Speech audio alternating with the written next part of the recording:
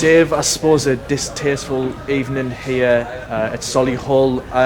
The game seemed a competitive game until that red card. Talk us through what your thoughts when Odesina got sent off. It's a good game between two good teams. Unfortunately, the game's supposed to be made up of three teams, and the third team were inept, is the best way to put it. There was people in here watching tonight. I don't need to comment on, not that there should have been, but there were. I don't need to comment on his performance. I ain't going to cost myself money on his performance. The worrying thing, he won't be held accountable to that. It'll just be brushed under the carpet and nothing will come with it. There'll be no consequence. I'm not going to waste my time going in and speaking to him. I'll stick it in a report, but the FA will do nothing about it as usual. As you said, it was a competitive game, and I suppose despite going down to 10 men, we continue to really give it a go and continue to try. I suppose all the way through the 90 minutes. The game's spoiled. They're a good side. I said before the game yesterday. The way they play is completely different. We came and set up in a different way and took a risk and pressed against them and left ourselves 3v3 at the back end of the pitch, and I thought we were, let's say, fantastic. Sometimes in football you don't get what you deserve, sometimes through your own doing, sometimes through other people's doing. It's other people's doing tonight. Even with, like I say, the sending off, you get to half time, you try and reorganise. Even the first 15 minutes, we knew that we were going to concede possession and sort of go back in, and we knew, or we wanted to be in the game with 10-15 minutes to go in order to make changes and then see where we went. If I'm being really critical, and listen, it's not a night to be critical of the players because they were, like I say, unbelievable. The two poor goals, the two mental errors that have cost us. We've conceded a corner. We're not looking at the ball, and the ball ends up in our net, and then Tyler's got to deal with things. The way the offside rule is at the moment, yeah, the lad's offside that you can see, but the lad behind him isn't, and that scuff with what we wanted to do with sort of 13 minutes to go, you can see that goal. We were going to hopefully have a real goal the last 10 minutes and try and press on and almost take chances. We didn't get the opportunity to do that because of conceding, let's say, that second goal. But as you say, with 10 men, we posed a real threat the first 15 minutes of that second half. Although we were sort of in our shape and we were in a deep block. Gav's gone through 1v1. We've hit the post. Mason's is a nailed-on penalty. But again, I suppose you're in the world now where, as much as people might not want to say, people need to hit the deck. If he hits the deck there, that is that's a nailed-on penalty. Have I got to encourage players to go down? I shouldn't have to, but it's the modern game, unfortunately. I was just about to mention there, we continue to create chances. We've hit the woodwork, and Mason obviously he looked at a bit of a clear penalty from where we were sitting, and Joe Gray's come on, done fantastically, and just so unlucky to hit the post. Yeah, sometimes you know it's going to be one of them nights. I think as the game went, there were those things that happened, and the ball doesn't go in. Gav hits the post first half.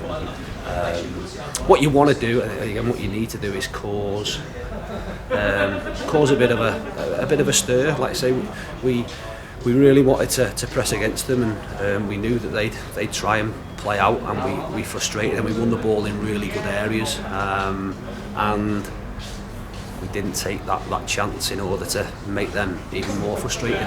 But like I said, I can't fault the players. They were unbelievably good. I'll criticise them, and they've been criticised at times this season.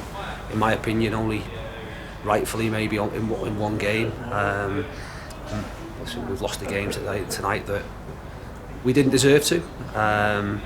Factors out of our control of a result of us going away with nothing, and we're disappointed with that. But huge positives. Like I said, I can't ask a great deal more than I can be really picky, and it's my job to be, but that'll be, like I say, kept behind closed doors. We've got to learn from that, use that disappointment from tonight into Saturday, and start producing performances at home and getting results at home. I suppose we'll speak about as well new signing Joe Bunny coming in. Haven't had a chance really to speak to you since he was signed. You know, what was the reasoning behind him coming into the club and David Ferguson not in the squad tonight? Yeah, we've obviously we've a lot of games coming up. We knew Joe was available. We considered him a few weeks back, to be fair. But Fergie's got a little niggle. Nothing too serious. So Joe coming in with his flexibility was a bit of a no-brainer for us, really. he's a great pro. He's got brilliant quality. He's probably lacking a little bit, as we've seen there, the level he's been sort of playing at. Although he's been training, it's nothing like what you're exposed to here. But he has a real calmness, a real quality about what he does. His experience will be invaluable. Like I say, he ticks bases for us. So we're really hopeful that, listen, at the moment it's a short-term deal, but there's nothing to say that won't be extended, because his performance tonight shows that he can be a real asset for us. Just finally, obviously a little bit more rotation tonight. Bloomfield up front this game, and Pils fans, a few of them just wondering, the choice to go with Bloomfield, and squad rotation's always going to have to happen with so many games. Yeah, squad rotation is, but the positions up front of the pitch, without question, are up for grabs, and people have got to go and show me that, and show us that they want to be the one in that place, and whether that's the case, and whether there's pressure and we look at other people coming in, then so be it. Lord Mason's performance tonight we had a good chat with him over the last couple of days, really, around him getting back to enjoying football.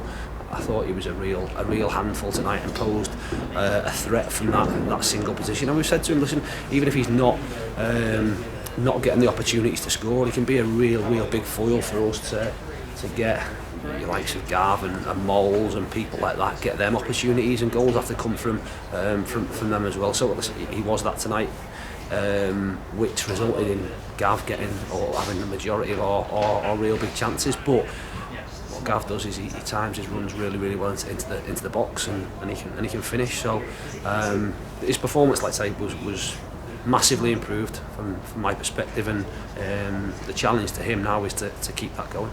Dave, thanks very much. Thank you.